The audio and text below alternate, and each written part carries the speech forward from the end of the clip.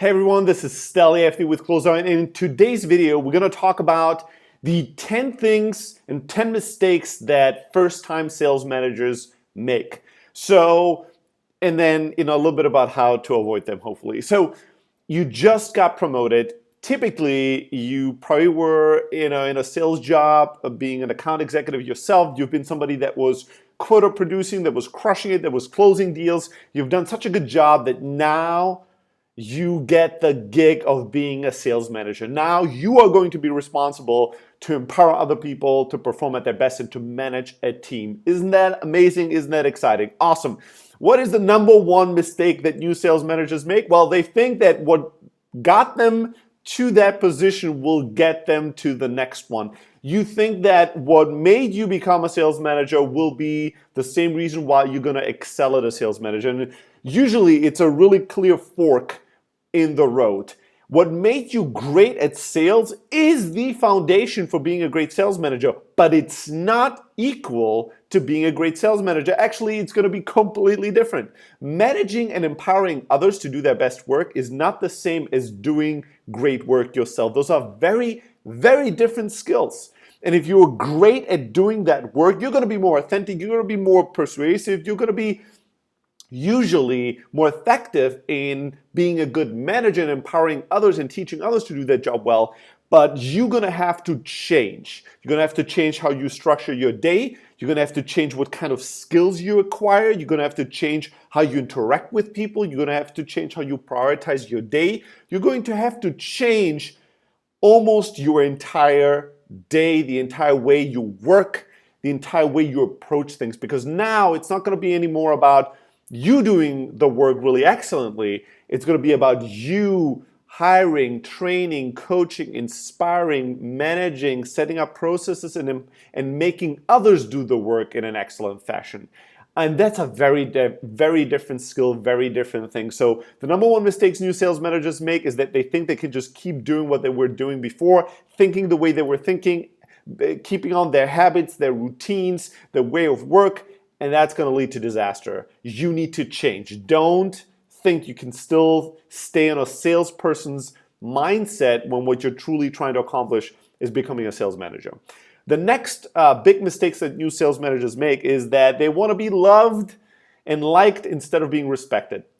Listen, being a manager is a tough job, and you'll have to make tough choices.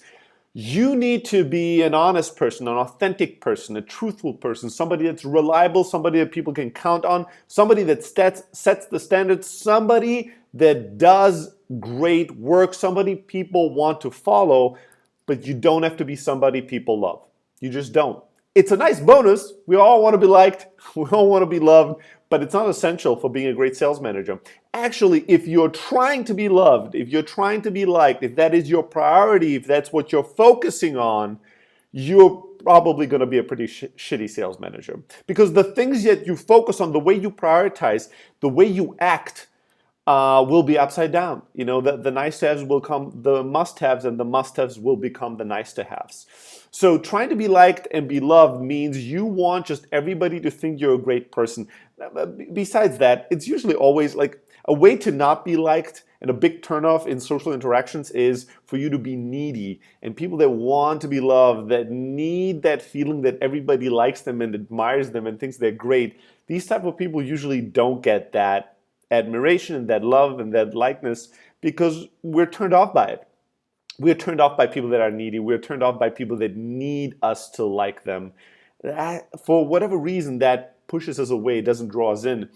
But beyond that, if you want to be liked and loved, it means that you're going to make decisions on that as your priority. You're going to try to be really, really nice, even at times where you need to be tough. You're going to try to be encouraging, even at times where you have to be critical. It means that you're going to be avoiding very difficult situations where you should be confronting them. It means that you're going to be optimizing things for people thinking you're a great human being, which is awesome, versus you being an enabling factor for their success, right? Them being happy and them being successful are not the same things, right? And hopefully they're successful and happy, but your job is to make them successful, insanely successful. Your job is not to make it a happy-dappy place, not your priority at least, right? So don't try to be liked, don't try to be loved, and trying to be liked and loved by your former peers or by the new team that you're putting together is going to be a big reason for why you're going to struggle as a new sales manager.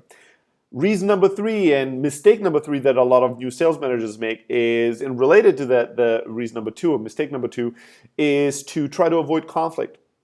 We all don't like conflict. We all like to avoid it. When you are a salesperson yourself, you're going to have to deal with some conflict, with coworkers, maybe with your boss, maybe with prospects. But when you're a manager, conflict is going to be a big part of why you're being paid. Confronting it, like not just confronting, noticing conflict, stepping it, addressing it, confronting it, resolving it, managing it. That's a tough skill, emotionally tough. It's something that most humans try to avoid, try to duck under, try to not have to deal with. And that's why most people are not going to be good managers. And that's why most people are not being paid usually as well as managers are. So you got the promotion to be a new sales manager. Congratulations. You now have the responsibility, the task, and the opportunity to learn and master, build up your conflict muscles in a way where you can deal with them when others try to avoid them because they would crush them. You have to confront conflict when things are going bad, when there's politics going on in your team, when there's a bad attitude, when somebody is being an asshole, when somebody is underperforming, when something is going wrong. You can't hide from that. You cannot be the person that is looking the other way. You need to be the first person that picks it up, confronts it, manages it, and resolves it. You're going to have to let go of people when they're not performing in the best way possible. You're going to have to call people out when they're not keeping their word and when they're fucking things up. And that means confronting conflict. There's no way around it. You're the person everybody needs. Your sales team needs you to be that person, because they can't usually. They need you to be the adult or that responsible person, that leader that will fix problems when they come up, even when they're difficult issues and when there's a lot of conflict and human emotion involved. They need your guidance to make sure that these things are resolved and they don't grow into the weeds that will overwhelm your team and ultimately crash it. Or a management mistake number four, when you're a new sales manager, is wanting to tell people what to do without having to do it yourself, right? And this is such a human thing, and we think we're all above it, but we're usually not. Some people, once they become sales managers, all they want to do is not have to do any sales anymore, right? They're like, whew, finally I got to the point where I don't have to deal with customers. I don't have to deal with difficult negotiations. I don't have to deal with difficult prospects. I don't have to deal with any of that stuff. So I can now just tell other people how to do it. And it's always easy to tell others what to do. It's much harder to do it yourself. I mean, we could tell almost anybody how to fix their problems, right? Humans have that incredible power. If I listen to your issues, I'm probably going to have pretty good advice on how to fix them. That's not the problem. Intellectually, most problems are not difficult to solve. Emotionally, they're hard to do. People don't want to do the work that's involved in it. I can tell anybody how to live a healthier life, right? Eat healthy and work out. That's the secret. That's simple. The problem is people don't want to do that, right? People don't want to do that. That's why there's a million and 10 books on how to lose weight without having to work or change your diet, right? Because that's what people want. They don't want to have to do the hard work. They want the easy work.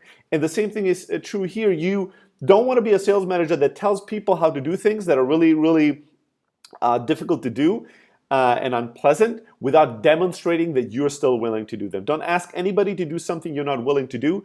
Don't lean back and be like a know-it-all asshole that tells people his or her tales on, well, back in the day when I had to do this, I was doing da-da-da. But then they can see every single day that you're never having to face any of these problems anymore. And you don't speak from authenticity. You don't speak from like any relevant experience. 10 years ago doesn't matter.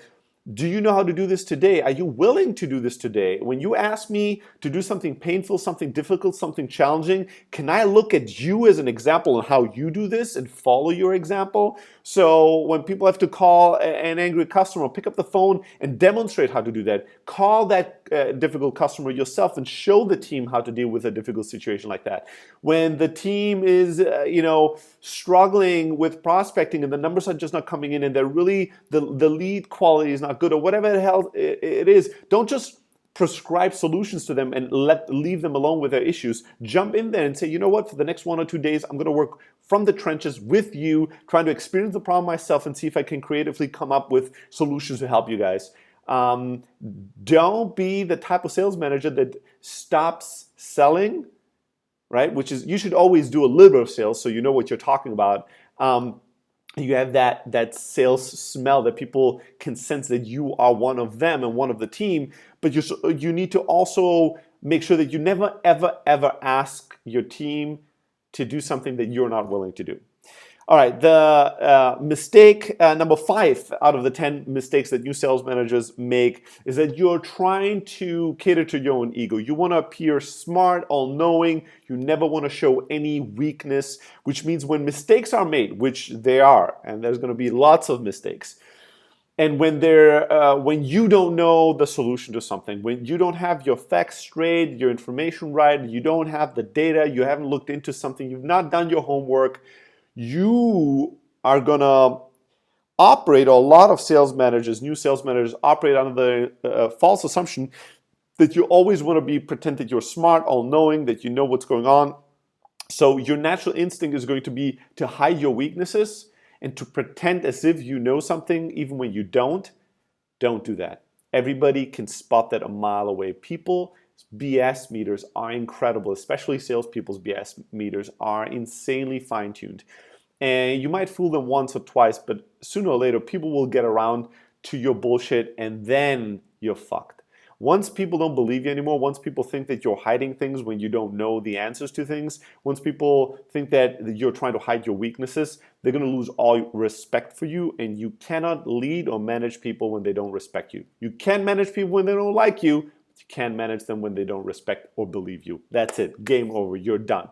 So you need to embrace vulnerability as a strength in management. You need to be open and honest to your team. When you don't know something, you need to say the words, "It's a great question, I don't know." When you fucked up something, you need to speak up and say, "You know what, guys, I let you down. I fucked up. I made this big mistake. Here's how I'm going to correct it. Here's how we're going to move forward." When you make mistakes, demonstrate to your team how to deal with those mistakes rather than trying to pretend they didn't exist.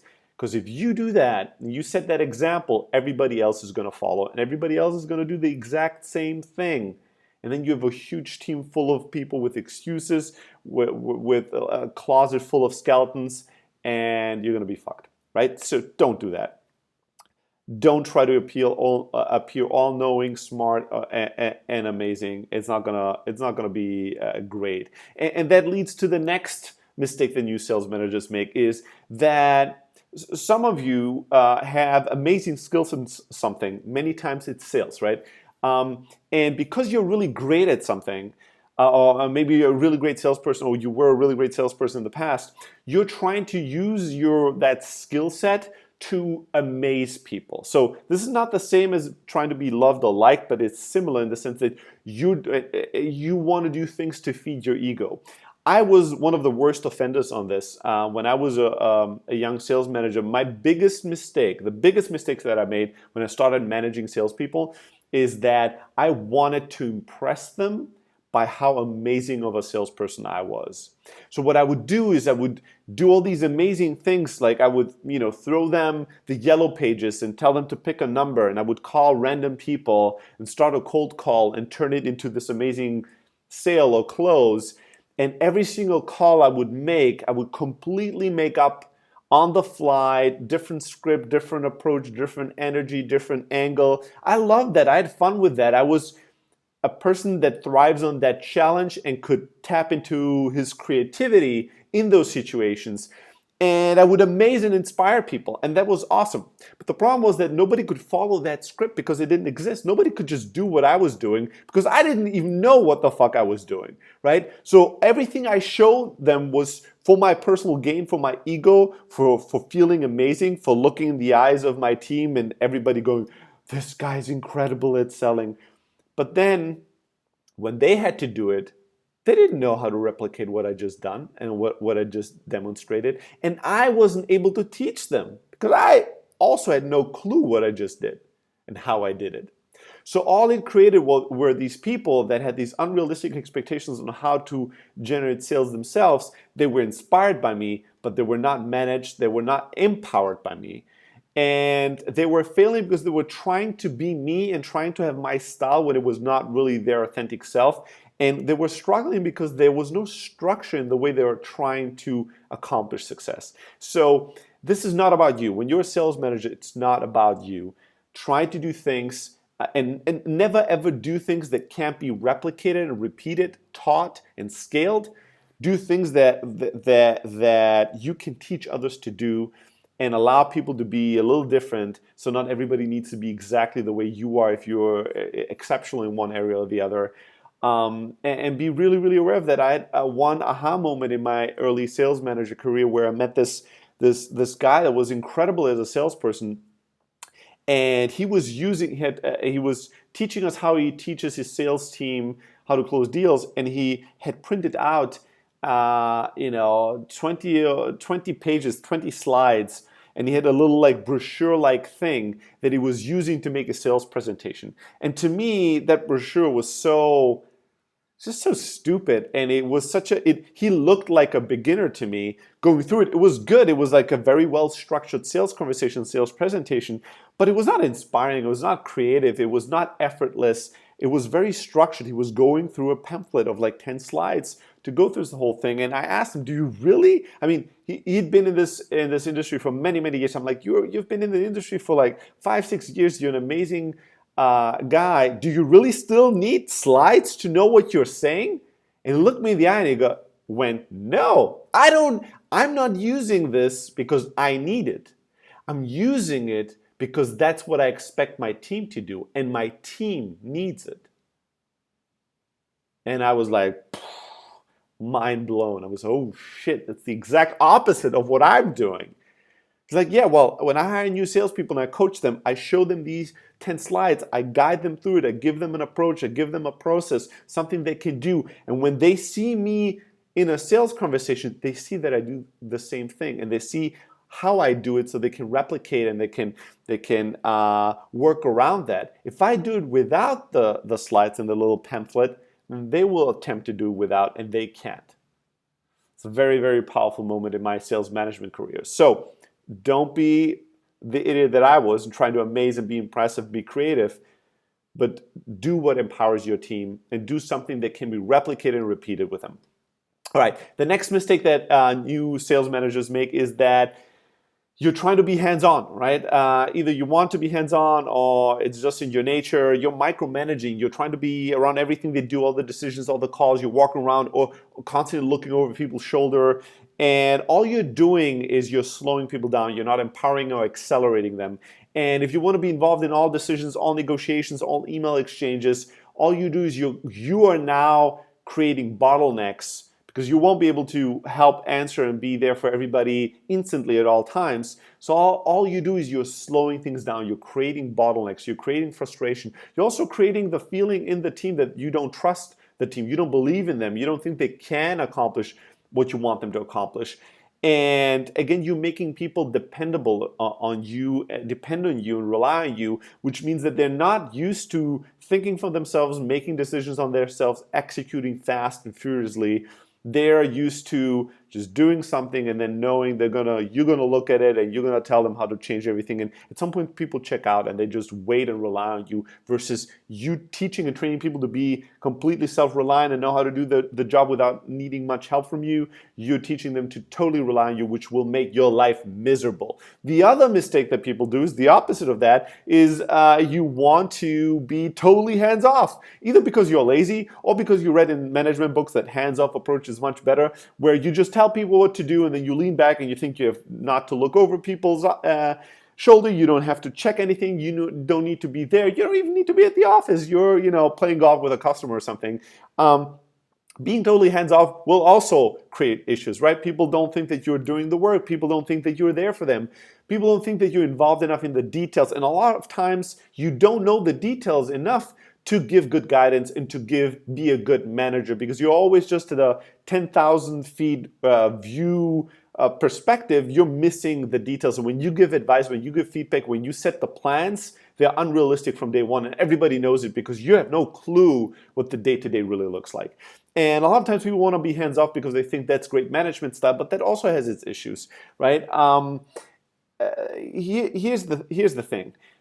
And now, because some people are going to be confused, they're going to be like, how can I be a good sales manager if hands-on is bad and hands-off is bad? Well, here's one quote, I don't even remember who said this, where a guy was like, I love it when some of my people think I'm totally hands-on and some of my people think I'm totally hands-off.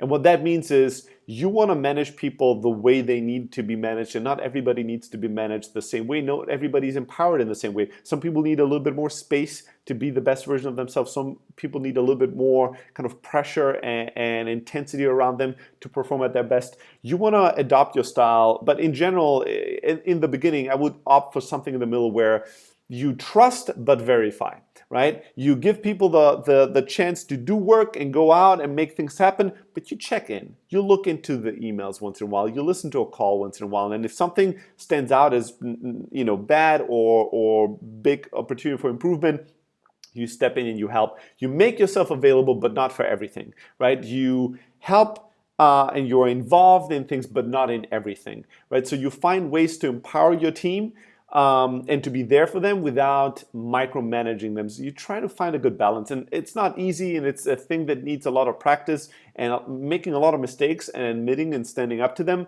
But that's really what's going to make you a great sales manager.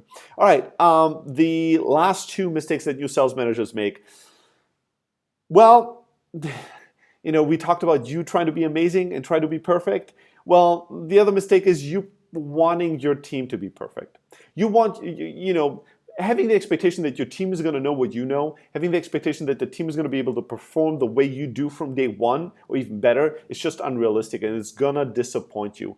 And not taking responsibility for every single mistake your team does, it doesn't matter if you're involved in it or not, is going to be another mistake that's going to really create a massive amount of issues, right? So I remember the story from a great sales manager who said he had these two guys that were creating all these issues. He was so pissed about them. There were two sales managers in his sales organization, and he drove to headquarters and he had a meeting with the CEO, and he was ranting and screaming and shouting. He was so pissed about something huge they had messed up, and he was screaming about them, and he was just venting about these two sales managers to the CEO. The CEO was taking notes and listening really carefully and being really attentive.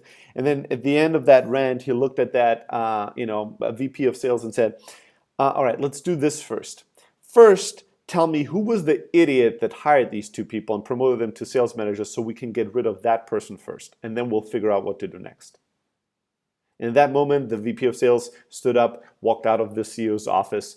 He got the message. He was the idiot that hired them. He was the idiot that promoted them. He was responsible, not them. When you're a sales manager, the buck stops with you. You're responsible for everything. If you like it or not, that's what you're signing up for. You're responsible for everything. There's nobody else ever that is to blame for any mistake made other than you. Congratulations, right? Doesn't that feel awesome? Well, that is part of the gig, right? And people will make mistakes. People will let you down. People will not always perform at their best, and that's okay. That's why you exist. That's why there's even the need for a manager. Otherwise, nobody would need you. You're there to help people to become great, to become something close to perfect, to become the best versions of themselves. You're there to empower people so they can be all they can be. You're there to teach them, to guide them, to manage them. You're not there to just lean back and have people that know how to do everything, and then what the fuck are you doing all day long? Nothing, right? So don't expect people to be perfect. You're going to be disappointed a lot. And a lot of times sales managers turn very cynical after a while because they have this completely unrealistic expectation. And last but not least, when you're a sales manager, when you become a new sales manager, and you have a sales team, oftentimes you think they work for you. You're now the boss, and you have all these people that work for you, versus understanding that ultimately it is you who works for them. It's not you that now is the boss and these people are working for you. These people are your bosses now. These people are the people, your customers, the people you need to serve, the people you need to make successful, the people you need to support. Right? You think about yourself as a support person for the team. Answering any and every kind of problem. Think about yourself as a success manager for these people. Think about yourself as a personal assistant in some ways to these people. It's your job to work for them, and it's an attitudinal mistake. But people have it upside down. They think, well, I'm going to be giving people things to do and they're going to be doing them and they work for me, versus taking the approach that I'm their servant. I'm going to be working for them. I'm going to do anything and everything in my power to help this team succeed and win and be amazing. Think about a good coach of a team, right? The coach is not like, you guys go play the ball and do X, Y, and Z, and I'm going to lean back because this team is working for me. No, a coach understands that I'm working for these people. My job is to help these individuals come together as a team, perform at their best and win, but I am working for them. Every day I'm asking myself, how can I help this team? How can I help these people be the best version they can be? Whatever it takes, I'm going to do that to empower my team, empower my people, versus thinking, well, they need to do all this stuff for me. Right? It's not about you. It's about them. If you want to be a great sales manager, you need to adopt that attitude that it's not about you, it's about your team. All right, I hope that these mistakes, the top 10 mistakes that new sales managers make, that these mistakes will help you in avoiding some of them, or if you're amazing, all of them. I hope that that's going to give you some good ideas on things maybe that you're struggling with today, some issues where you were wondering, why is this not going well? Maybe this video inspired you and pointed some things out that you maybe have, secretly as you were listening, thinking, shit, yeah, that is something I've been doing. That is something I've been thinking. That is probably the core issue that creates all these problems in our team. And that with that, it will help you fix that and become a good sales manager. We all start as shitty sales managers.